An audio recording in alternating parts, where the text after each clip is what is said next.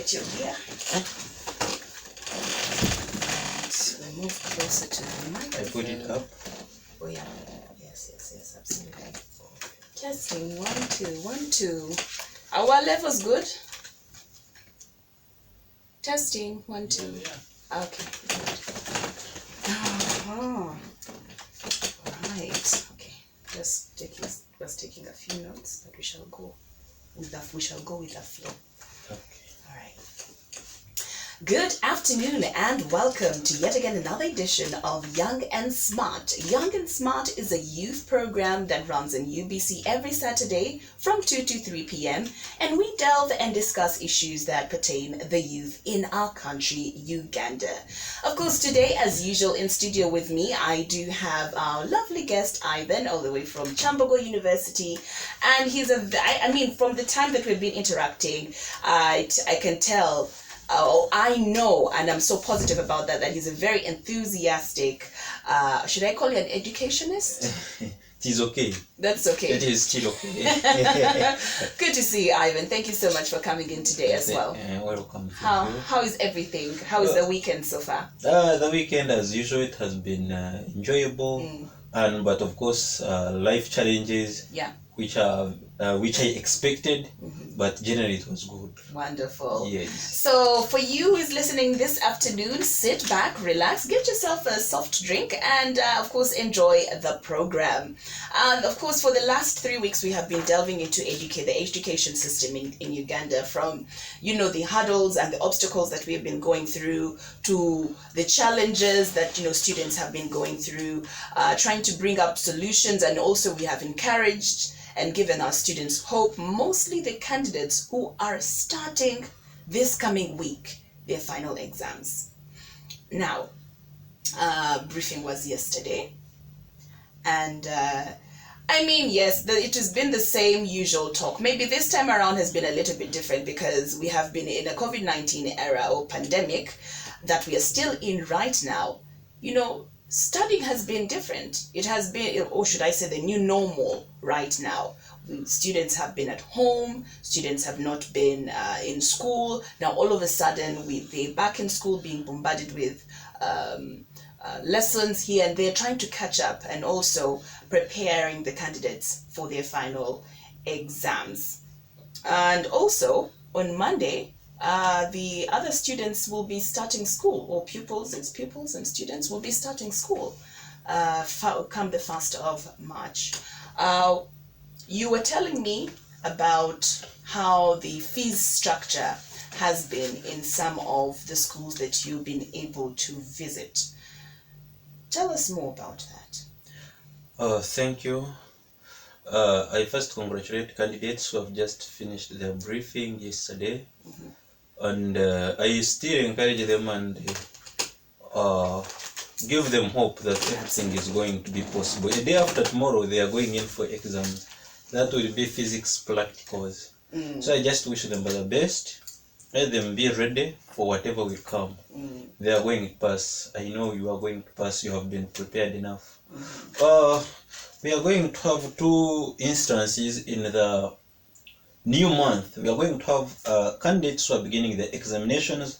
Those are senior 4 candidates, and we are going at the same time to have students, semi-candidates, reporting back for their studies. That is P6, senior 3 and senior 5, then plus university students. And we don't take things for granted. It is not going to be a smooth process. Reason being, we are going to have challenges whereby we have been fighting with social distancing. Now we have candidates doing examinations. That means they will need as many rooms as possible to put in place the health guidelines. And equally the same, these semi-candidates are reporting back. They are going to come from different places. We are not sure of their health. So we shall have that fear. That maybe for candidates now, I think it is okay because they have been together for some good time. For these same candidates who are reporting are going to come and create some fear within the candidates. So as last week, I think I was in Mukono, in some schools, but really Mukono, Ruero, and this side of Busega. Some schools really, actually majority of them, because the government said we are going to either have boarding section or day schooling section. Your school is completely day or your school is completely boarding. So you choose one. Oh. Yes, you choose one. Okay. And now majority of students are in the day section, not because they want to be in day section, but because of some financial implications. Yes. So now if you tell a student to join boarding, that means they are going to highly drop, either drop completely from school or even join boarding section, but it is not going to be an easy game for parents who are responsible to provide those equipments. Take a scenario, you are having a student at campus, you are having a student in senior 6, a student in A level, in O level, and a student in primary. Now both of them are going to be in a boarding section. Yes. Because by all standards for university students, you are in boarding section. Yes. Much as there is no much freedom of movement. Yes, but you are in boarding section. So whoever is having a kid at campus or has ever been at campus, he knows the expenses of university. They are not easy. But now if you look at how schools have escalated their school dues, it is very alarming. From 300 to 800, 400, 900. So the school dues have been hiking so much. And I doubt the Ugandan parents, people like pretending as if they don't live in Uganda. But if you know the status quo of the parents you have been dealing with in your school, really you should also be sympathetic to some of them. Otherwise, to me, I have a feeling that some students now are going to have reasons why they should drop out of school, or even parents are going to have reasons, because really, and in any case, I don't say that they should make their students or pupils to drop out of school. But these prices, the monies are high. And not only the prices go up, but also the requirements go up. For example, you have to have a sanitizer. You have to wear, maybe have like 5 masks or more throughout. And actually, even some time. schools are exaggerating, because I see requirements 5 masks, then 4 bottles of sanitizer. Now you ask yourself, all that for what? Yes, exactly. Because I think can the school provide though the sanitizers? If you are hiking, since you've hiked, you get my. You can maybe say I am putting sanitizer in place. Yes. Or even when you are saying that students should come with their own sanitizers, really they should come with 1 or 2. Then the school you also provide. Exactly. Yes, but now they are asking as if students are also bringing sanitizer for visitors. They are going to be the facilitators of the school. Yes. Facilitate them in it. But really, this 800 you're asking, what are you going to use it for? Do you want to tell me that really all that 800 is going to go for food? Well, maybe, and maintenance, and also to what's the word? I want to use. Should I say to catch up with really, let me tell compensate for lost time. Compensating is okay, but you have been in COVID with these people. Yes. It's not that these people have been in heaven, then for you have been in COVID. COVID. So equally the same way, the way you have been suffering with money, the way you have lost a job, the way you have done what, equally the same, the parents you are asking money from, actually for them they might have been even worse than you. But now you are extorting a lot of money from them, asking requirements which are very many. I don't know where they're going to get those requirements. Personally, there at the university, you see, already we have already started hustling with food. For just 1 month we have been there. So now create a scenario for a parent who is having a student at the university and is having other children in high school. Yes. How is he going to maintain that? And automatically for university it is very clear. You either pay tuition and do exams, or you don't pay and you fail. Nobody is going to. Yes, you get a dead year. Which is not a prayer for. Yes, everyone wants to finish. So really, I have a feeling that the government should come on board and intervene. What do you think the government can do Or do you think you have a particular solution in mind? You see, also this government of ours is having a lot of issues and challenges. But any sensible government at this point, it comes on board and gives intervention. How? You come and support those schools. You come and provide enough money for those schools, such that they don't ask a lot of money from parents. But in circumstances the government does not put any helping hand, you just also watch like others. The schools will remain with no choice. True. The only thing is to do is to ask money from parents. And there even I will not blame the school. So the government should form a policy, should create a policy, and it makes sure that, first of all, prevailing prices in the market. One of the reasons why these prices also are put high is, one, you go in the market and you find 50 kilograms of posho are 100. What do you want the school to do? So they also, I think, when they are setting prices, when they are setting tuition payments, also they base on prevailing prices in market. Or maybe the parents need to look for cheaper schools. Where is the cheaper? If they feel, because I definitely know that not every school is on that. Rory, what you have forgotten is one thing. If you know cheaper schools of Kampala, or if you know cheaper schools of Uganda, and you want your student to pass, you will not even admire taking your student there.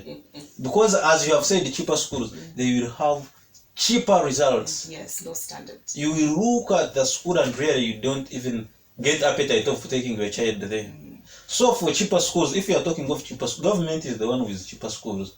It is having some schools, the school is from senior to senior 6-1 building, and even it is not cemented, it is in terrible conditions. So if you want of course we don't take children to school just to pass time. No, we take them to be nurtured, to get new people and enjoy the environment there. But now if you are talking of cheaper schools, actually even those ones now have closed off because really they cannot sustain. Either boarding or day. Any cheaper school now in a day, they're in 300-400, and at this time 300 or 400 of this time. Also, it is not an easy. Yes. It is not an easy task to acquire. And we want always these schools that perform, that bring results. So this issue, actually, for me, issues of cheaper schools, no, the government is thoroughly responsible for any school because the money only that the high levels of corruption are the ones which are bringing all these things. To me, I have a feeling that in this education sector, there is a lot of money which can be equally distributed to different districts, and these supervisors have failed to completely do their job. Because you look at certain districts like where you come from, Metomo, you look at the school and you start asking, really, are we having a district supervisor? Yes.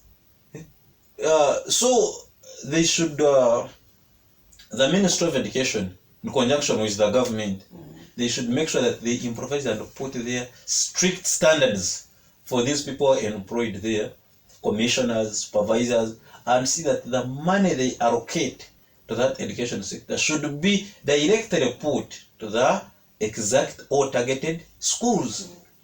But because of high levels of corruption, the money does not reach. You see, when the financial year is almost coming, they take back their monies. So you find we're using like 5% of that money. But if there is massive investment in those schools, now like for example, government should be able to provide sanitizers. Sanitizers, masks. I heard that they are providing masks, but even I don't know, I have never seen any government mask. They are very small. Yes. Really, there are some things. There's some things that are lacking. They are lacking. Well, if you just joined in the show, it is Young and Smart here on UBC Radio, Inspiring Uganda. Young and Smart is a youth program whereby we sit down and discuss some of the issues that are, disturbing our youth in Uganda. And this time around, of course, we've been delving into education and we've been looking into some of the challenges that the education system has been having, students also have been having, but also at the same time, encouraging our finalists, our candidates, not to lose hope just yet. yet. It is, of course, a new normal right now, and I mean, it's been a whole year of sitting at home and doing nothing. But then yet again, we cannot just let the whole year just go by like that. We need our candidates to sit and for their final exams and move on with their studies. Ivan, I just want to ask you. Yes. The mere fact that students, the semi-candidates, are reporting back on the 1st of March, do you think that they're really ready to get back to school? One. Two, as parents as well, don't you think the time they made the announcement, I personally feel that the time they made announcements for children to be reporting back to school, I felt that the announcement should have been made a little earlier than that, to give parents time and students time, mostly the parents who are paying the school fees and going to buy all these requirements, time to save up money and put things in order for their students to go back to school. You see, the readiness of students is ever available because they have spent the whole year in the village doing a lot of nothing. So I don't think that the students need to be notified. They have been anticipating to go back to school. For issues to be with the readiness of students, they are even more than ready. The government even had delayed to announce for them to go back to school. Then when I come to parents, I think with this COVID pandemic, the government, even if they had announced earlier, the parents also, they were one of the people who were urging the government to open the schools. So issues to do with money, we have had challenges. These are daily challenges we shall always have. Yesterday on I think previously, it was on Thursday, I saw a fatal accident along Chireka Road. 3 people died instantly. Then one was in critical conditions. And that one who was in critical conditions was really pleading for his children. Among all other things he was pleading was for his children. So what do I want to bring? We have some challenges which will always come in life, and you have to handle them. So parents, to be ready to pay tuition. They have been knowing that we are in COVID pandemic. We have spent the whole year when we have not been having students at school. So it is a responsibility of a parent to start saving as early as possible. The financial discipline of any parent also will always determine. But you see, that can still be a challenge because remember, a parent is probably having a whole household of students and pupils and yet you're also feeding these same people. So create a scenario that now you have been dismissed here for the 6 months and they have notified you now. For the 6 months you have not been having a job. Where are you going to get money? So it is all about you committing yourself and looking for ways of how you can get. You cannot solve a problem when it is not yet there. You'll always postpone and postpone. To me, I think it is the right time. Actually, even the government had delayed. Because otherwise, even if you give them 10 years, they will still cry that money is not there. So this issue of government has given less time to parents to prepare for what? No, they are going to look for that money. By all standards, they will look for it. I have a feeling that maybe when you are still a student, even here at university, I see it. The rate at which I grasp the content when I'm going in an exam is not the rate I grasp content when we have just begun the semester. Oh, yes. Not until the problem is there. Yes. Is when you divide the means to get to solve it. Okay. So this issue of parents, they are going to look for that money. But really, I sympathize with them. Yes. It is not going to be an easy game for them to get that money. Yes. Okay, now we were talking earlier on about boarding versus day school. This is, you say that they have asked schools to choose one, not both. So you're either fully boarding or fully having day scholars. Yes. I don't know, what is your take, or what would be your preference in this particular situation that we are in? It is true, but you see, this COVID stuff is over-exaggerated by these government officials. Yes, we believe COVID is there, but if you look at the activities happening in the country, I would still have a feeling that they can leave it the way it has been. Because now, if you go to these markets and was of Kampala, and you see how people are congested there, you have been seeing the political, how many people have died. I'm not saying COVID is not there, but still, I think they would have left it the way it was. Because parents are not going to manage that money. Because if they are saying that over congestion is the one bringing COVID, you people, I think all of us would have died. Because I have been calming a lot of jam on border borders. You see the border borders having 3 people. So now if COVID was to kill, those ones would be already dead.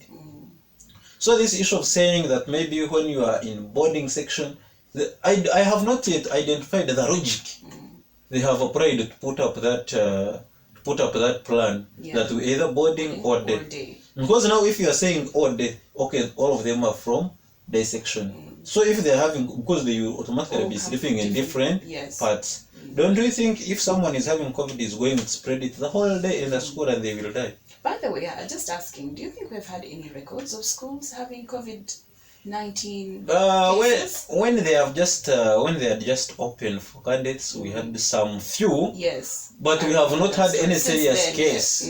We have not had any serious case from schools. This one have died of COVID. But no, we have not had them. We have not had serious cases. So it's definitely a good idea for students to get back. Yeah, it is a good, actually. All of them should be compelled to go back to school. This issue of zigzag, they are doing this because I think money was diverted to their personal benefits. But really, I think, in my view, all students should have been compelled to go back to school. Because there is no clear reason why you should let them not go back. Why? Because we have not had serious challenges from schools that COVID. So why, if you are opening the markets and you have been in Kampala, you see the way how the congestion on these streets. Do you think in schools even their teachers are going to be guiding them? Actually, the schools are more organized. They are organized institutions which can sustain COVID-19 guidelines than even this Kampala. All these people in market would have died. But in any way, I'm not saying that COVID is not there, but COVID now has reached a point that it should not be stopping students to go back to school. So there is a lot of politics in this thing, if you are to be so analytical. We have had our counterpart countries opening schools and then closing and then opening. Don't you think our government is trying to play safe? That, Magufuli has never closed his country and they are studying. Some of my OBs who finished with me from Tanzania Senior 6, in August they are graduating. Really? They have not died. Yes. I communicate with them. They have not died. In August they are going to graduate. Have you ever had Magufuli close? In fact, for him, he has recently, I saw him calling for a national prayer day over this disease. So, for him, he has never closed his country. So do you want to tell me that the whole country died, now Magufuli is the one living on his excellency? So I'm not saying what they did is wrong, but they are applying a lot of politics in this COVID. I think you have been seeing many people who have been actively participating in COVID stuff, building mansions, mega buildings, and you ask yourself, people were here poor, starving. Where do you get that money to buy? Yeah, so you look at scenarios that there is a lot of politics that is hindering some sectors to operate, not because there is COVID, but because some few people want to benefit from it. If you want to be honest enough, really, there is no reason why the education sector up to this time should be closed down. No reason you can give to justify the closing of the schools up to this time. At first it was okay, but up to this time, if you are telling me that some students are going to remain doing what? So really, I think Uganda has reached a point that politics are going to be everywhere. And politics are affecting many things in this country. You see, we have few people who want always gain from a misfortune. For them, they look at a misfortune turns to be their opportunity to eat. Yes. So really, I think there is a serious challenge within this education sector and government officials. Okay, now if you were to let's get back to the candidate classes that are going to start their exams on Monday. If you were to, let's say, give them your own briefing, what would you tell them? Well, of course, briefing will be as usual, only that we have been in COVID, and what you could do, maybe motivate them to do is one, yes, we acknowledge we have been in COVID times, we have not covered the syllabus as we used to do. Okay, we have not had the straight study the way we have been used to doing it.